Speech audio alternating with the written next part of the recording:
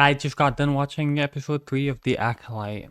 Mm, that was it was an interesting episode. Um yeah, I think interesting is the right word and unique cuz I didn't think it was like amazingly well made. Like I don't think there was like cinematic moments. There definitely was no action. There was no like writing that stood out, but overall it was unique in the Star Wars world.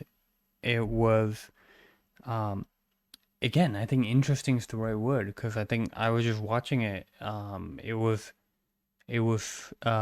semi predictable, which is hard to avoid when you're dwelling essentially a flashback episode. But throughout, I was interested. I was interested in learning more about the witches. I was interested in that weird ritual. I was interested in kind of seeing how the Jedi operate in a galaxy where the Jedi are on top and the Jedi are leaders and how other people perceive them.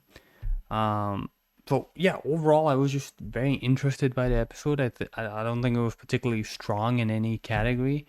Um, I like I like the actress for Osha, but I didn't quite like the actress for May. I don't think that's her fault. I think it's what the characters asked to do and like the shift that they make was a bit all over the place. But I really let's you know what, let's just go through the episode. I kind of live tweet these things. Is why my way of taking notes. So let's just jump to that and kind of use that to guide this conversation, I guess. The episode started off. I thought it was a beautiful tree, but overall that setting was Bendok or whatever the planet they were on. I thought that they realized that pretty well. It was a unique planet. It was like a dam built into a mountain. Essentially, is where they were hanging out. Um, I like this show. Showing the Force both in abundance. Like people are just going around all over the place, Jedi mind tricking and Force using the Force, but also in unique ways. Like I've never seen somebody use the Force on a butterfly to stop it from fluttering. That was pretty cool. But just the general, I really like that little foreshadowing. If you think about butterflies as symbolizing like some form of transformation and May using the force on the alien butterfly looking thing, essentially foreshadowing that she's going to change and change in a dark way because she wasn't using the force on the butterfly in a nice way. It was definitely like, it was like forcing, freezing the butterfly in place, not letting it move. So I thought that was really good visual foreshadowing. Now who we got here? Oh shit. Who we got here? Oh, Mother Coral. She's obviously a bad guy, right? Like, I think at the end of the episode, she's the one that kind of fucked up the whole situation more than May, or at least she's part of whatever messed up that entire situation. And she's meant to be Darth Maul's people, right? Like that's what the horns are meant to represent. And don't we know that Dathomir, like Darth Maul's planet, is home to like a pretty prevalent group of Night Sisters?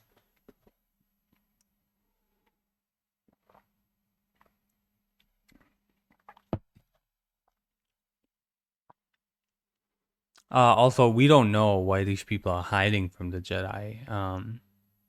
They said they were almost being hunted and extinct, but they seemed pretty peaceful here. So why would the Jedi be hunting them? And if they were hunting them, at least this regime of Jedi, then I would think that they would act more aggressive and more negative towards them rather than almost willingly giving up Osha and May, um, towards the end of the episode. I like the concept of this coven. People who believe the Jedi shouldn't have. Oh yeah, I overall really love Mother Asalea or whatever her name is. I completely butchered that. I really love this leader's philosophy and or like what she means to the story. She's not like the Sith, where the Sith are trying to use and monopolize the Force in order to rule, right? In order to rule or dominate over the galaxy to like just garner more and more power. And the Jedi so far in this show do have a monopoly on the Force, but they're using it again similar to the Sith to say to rule. They rule the galaxy. They kind of set the laws and they train whoever they want to, and they kind of train young people in their ways and not let them kind of be trained in other ways. So I like what this lady, at least how she's leading her coven. I don't think Mother Coral thinks is fully on board, but I like how she's training her coven and what they represent in the story, and that the Force doesn't have to be monopolized by just the Sith or the Jedi. That she's an agent of maybe chaos, but also an agent of freedom, trying to just she's just like, hey, you can do you can have your Jedi ways, and the Galactic Empire can have its thing, but also we would just like to live on our own, have some freedom. We don't want to do it your way. We don't want to like extinguish you or exterminate you like the Sith would want to defeat all the Jedi, but we want to just kind of live on our own on the side. And I think that's an extremely admirable uh, venture. And so it was hard. Like I didn't feel like I needed to root against this coven for any reason, at least with the information we've been presented. Maybe the end goal is, I don't know, terrorism, who knows, right? But so far it is a good moral it's a good moral argument to make against the Jedi. What else did I write down? Oh, this ceremony felt cheap. Like it was just a group of people in hoods standing, moving their hands around. They couldn't like conjure some like light or energy beam. It was just a lot of like moving your hands and like heavy breathing. And shout outs to, there was definitely some Indian melody background vocals there, so that was kind of cool. The Jedi 100% pulled up like cops there. There was like the rookie cop, Torben in the back. There was like the enforcer, Chewbacca. There's like the leader sergeant, and then there's the good cop Saul. And you know they're like, hey, we're just on here official business, but we're definitely not just gonna let you do your thing, you know. So also found it shocking. I don't know why they felt so. The other coven lady, when they went back to their group, said we have no choice but to let them test them. But I don't know. That's not what the Jedi seem to say. They seem to feel like, hey, if you the coven let us, then we will test them. Um, Maybe they knew in reality if they didn't let them test them, the Jedi would just be annoying the whole time. But I wanted to see what would happen if they had said no. Like, what's the worst the Jedi can do? What's the worst this show would let us see the Jedi do? And again, yeah, I like what the mother and her coven, at least so far from what we've seen, stand for. They stand for they're an agent of freedom. They don't want to take over. They don't want to rule. They don't want to destroy or eliminate the Jedi. They just want to be able to use the Force in their own way. And for some reason, the Jedi are the ones that are being the dictators of how the Force should be used. Which I guess they've always been. But when it's a choice between the Sith and oppression and Jedi and hey, we just want our Jedi Council to be leaders and want to kind of train other Jedi, you just obviously go with the Jedi as good guys. But when there's more choices beyond Sith, horrible, Jedi, good, and then now there's the Coven, which are like their own thing. Maybe like we're not automatically like, oh, the Jedi is right, right? Because the alternative is much worse. But yeah, the Jedi were acting super like child kidnappers. Like essentially, Soul was like showing that lightsaber hilt like it was like a shiny toy. Like, hey, you want a lollipop? Come get in my van and let's go to Coruscant. Um, and aren't we generally as a society decided that we are not on the side of splitting kids apart from their parents unless they're treating them absolutely horribly? And the mother of the coven, the leader, seemed pretty reasonable and like nice. Also, Soul looked fucking handsome, bro. He looked good like throughout. Like that clean shaven, short hair he looked good. Okay, and then we get to the finale, and I did think May turned into an arsonist pretty quickly. It does raise a lot of suspicion. Like, girl, you just said you don't want Osha to leave, but you're gonna burn her alive or trap her in this room so that she leaves this plane of existence instead. Like, that's a bit suspicious. And also, who killed them all? Because May did not look like somebody that just ran through and sliced up all the other mothers. And again, she doesn't have the motivation to. And I think somehow, some way, Mother Coral is involved. I don't know if she's some illusion that made it look like May killed them or whatever may be going on. But there is no way that I believe May killed all those witches. Like, I don't believe that 100%. Um, I did find that it was really rough, almost amateurish how they showed all that. So obviously they wanted to preserve the mystery. For this episode, we weren't gonna get the whole answer as to what happened, right? So they wanted to tell you a story of a flashback, and I guess it's mostly supposed to be from Osha's point. Like, this is how Osha remembers things going down.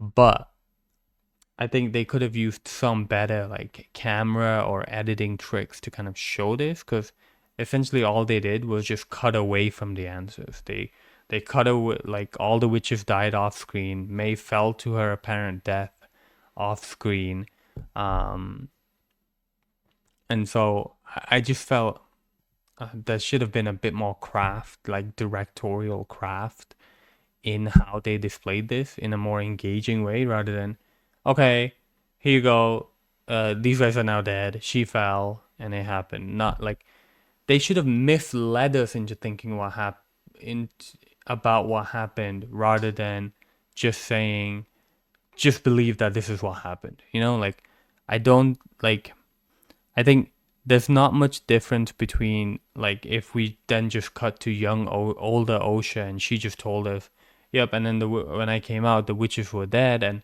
May fell to her death, right? Like there's no difference between her just saying that versus what we saw, because what we saw was just what it would look like if she said it rather than kind of seeing it through her eyes and how she could have been misled. I think that's the biggest complaint. I think the execution of the end that was weak. I did think the ending was cute with May going back to the tree, hoping Osha is there.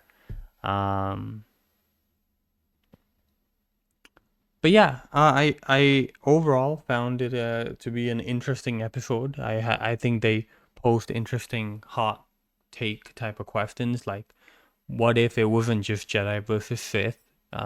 Would everybody be on the side of the Jedi? Would the Jedi's way be thought of as the right and absolutely perfect way when you're not just choosing between the lesser of two evils? I think the Jedi do come off a bit power hungry so far, even if they're trying to code it in some nice robes. Like, all right, there's a rule that no other kids can be trained in any type of way, right? But the Jedi can train kids from as young an age as they want. And so all the Jedi are trained from a young age. They become like really strong with the Force, and then the Jedi keep that rule. Whereas other people, if they even wanted to train, if somebody even wanted to train in the Force as an adult, it's much harder, right? In the same way that, like in society, people may limit some people's access to education, and some people have education, and the people that are educated end up having more power, higher positions, and the people that are not, they may learn some things when they're older, but they're starting at a disadvantage. And so, maybe intentionally or not, the Jedi are kind of using a pretty evil tactic to maintain power. Uh, but I do like Osha a lot more. I think I'm gonna like modern day Osha a lot more because of this backstory. I need someone to stand up for May, because that's clearly not what happened, and this episode did not paint her in a good light. Fuck Mother Coral. Soul is handsome as fuck, and how how early on have the Sith been involved? Like, are they the ones that turned May, right, and forced her to do this?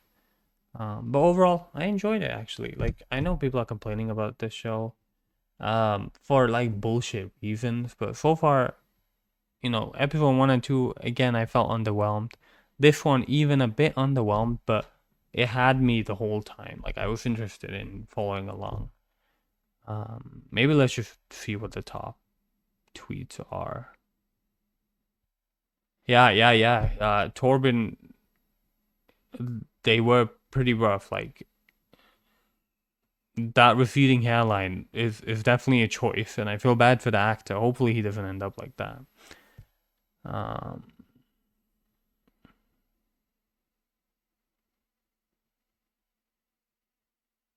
I don't understand this tweet. Is it because all the witches are dead at the end? Let's see. Yeah, this was a crazy transformation. He really did look a lot younger. But man, doesn't he just look so handsome, adorable here?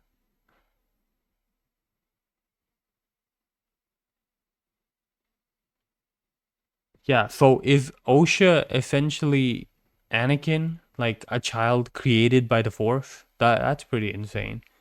I hope she is just as powerful.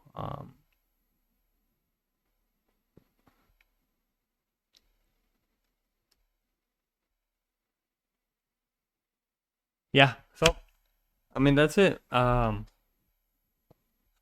Yeah, so we'll leave it at that. Acolyte episode 3, a very interesting episode. Kept you interested the whole time. Um, we didn't get a tease of who's the mystery Sith at the end of this episode. That would have been funny. Um, but I will see y'all later. This is just all one take, no cuts. Goodbye.